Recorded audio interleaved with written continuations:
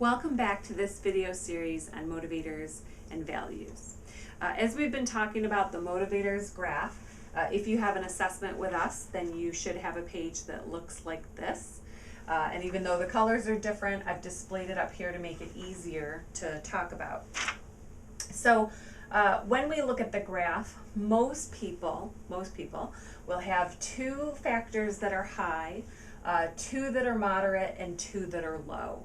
Now, you can have any mix. Sometimes somebody will just have one that stands out above the rest.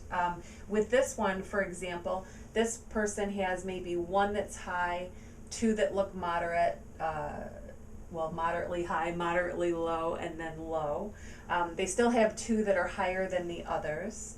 And so really the top one or two that stand out above the others are really the ones that are the passionate drivers for that person.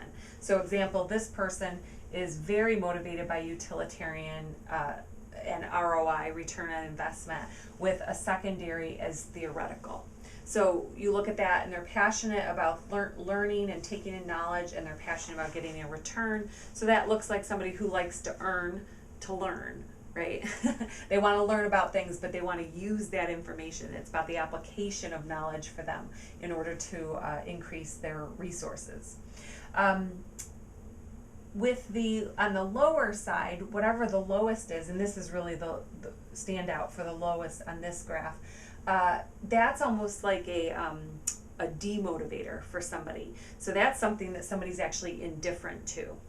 So for helping people, this is the social value, helping people just for the sake of helping them, just for the sake of giving, isn't motivating to this person at all. Actually, they're indifferent to that and would be demotivated if they were put in a job where all they had to do was help and serve all day long. And then the ones that sort of fall in the middle, we say that those are really situational motivators and values. And meaning, depending on the situation, they could become more important. So this third one here, the aesthetic, could become more important at times to this person. And often those are the ones that either are on their way up or on their way down.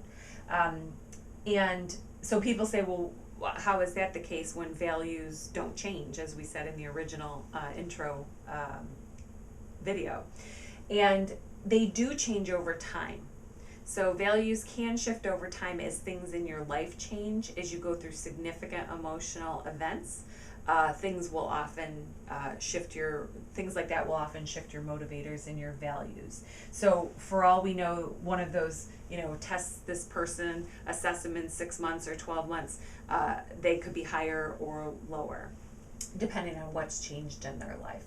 So if you have any other questions on the graph, and what's high or what's low and how those 6 factors play together, just reach out to us at info@discwizardonline.com.